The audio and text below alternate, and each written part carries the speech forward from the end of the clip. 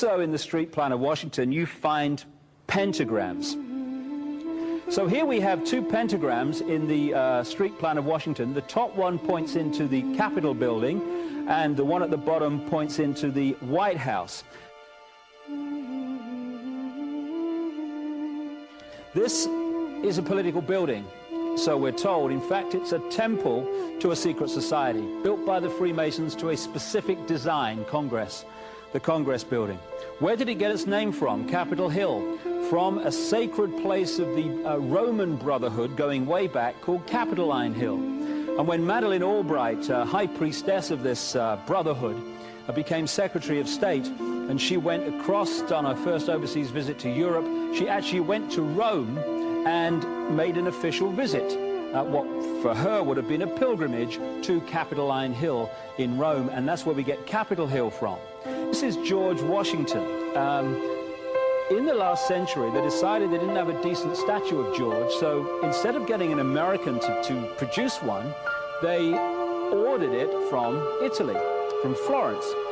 And when it arrived on the dockside, people were staggered, because here was George, the first president of the United States, depicted naked from the waist up with this cloth over his Bill Clinton's, and then pointing up one arm, pointing down the other. What's going on? Unless you realize where these people are coming from, it's inexplicable. Well, if you just hold that in your mind, arm up, arm down, naked from the waist up, and then Bill Clinton's covered in a piece of cloth, well, this is where it's coming from. This is the ancient depiction of the compilation of the negative force symbol that the Templars worshipped, or the high-level Templars worshipped anyway, called Baphomet. And this is why that they depicted George Washington in that way.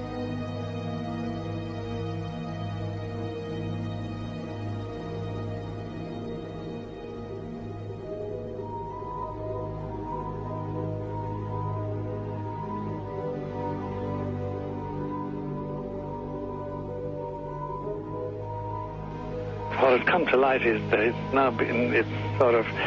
it is not so surprising for a lot of people that there are covens amongst the very educated class: architects, doctors, lawyers, priests, brokers, and the leisure class.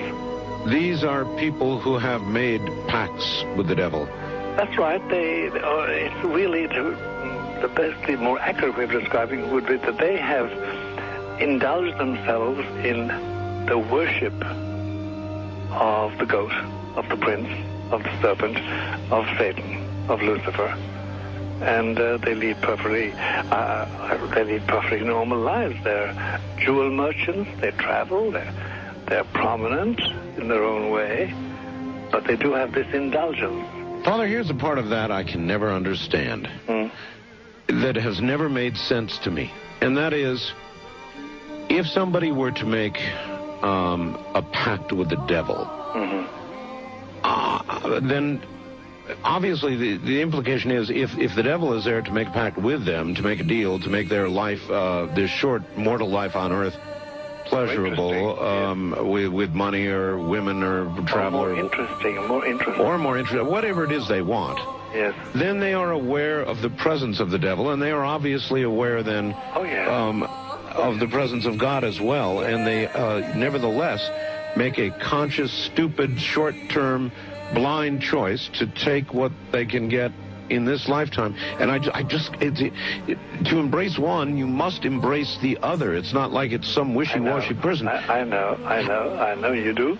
It is a very not easy to understand, except when you talk with them, when they let their hair down and peel grapes, as we say, and when they're on their way to being cured of what or healed is the proper word. You find that there's an exhilaration and a satisfaction which is both sensual and sexual and mental when they really indulge in Luciferian worship. There is a peculiar exhilaration. Like a drug, then? Yes, it's a peculiar exhilaration. And of course, the godly instincts in us all, the angelic in us all, because we all have something angelic and something godly, besides everything else, a lot of other negative things, that is quenched. And you find in them a horror of anything, what we call sacred and holy, or sacrosanct, or the idea of the idea of the sacred, of the awesome.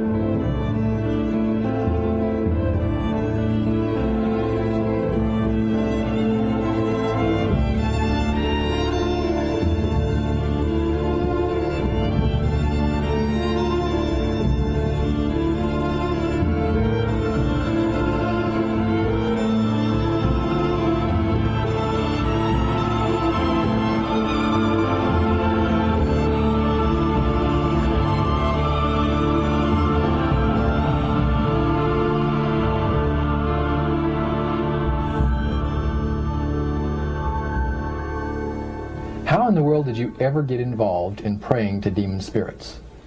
A fellow that had been on a particular ship with me, he told me, "Hey, I got something fantastic to tell you." He said, "I am affiliated with people that speak with the spirits of the dead. How would you like to talk to the spirit of your dead mother?" And I was shocked. I was shocked.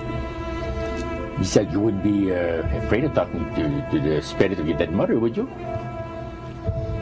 Well, I said, "I'll tell you what, I would have to give that some thought, because it's something I never thought about before in my life." Most of us probably haven't. A little afraid of something like that. Well, he says, you know, it's written all over your face. You're afraid of going to a seance. But he says, "I know you. He said, you're going to come."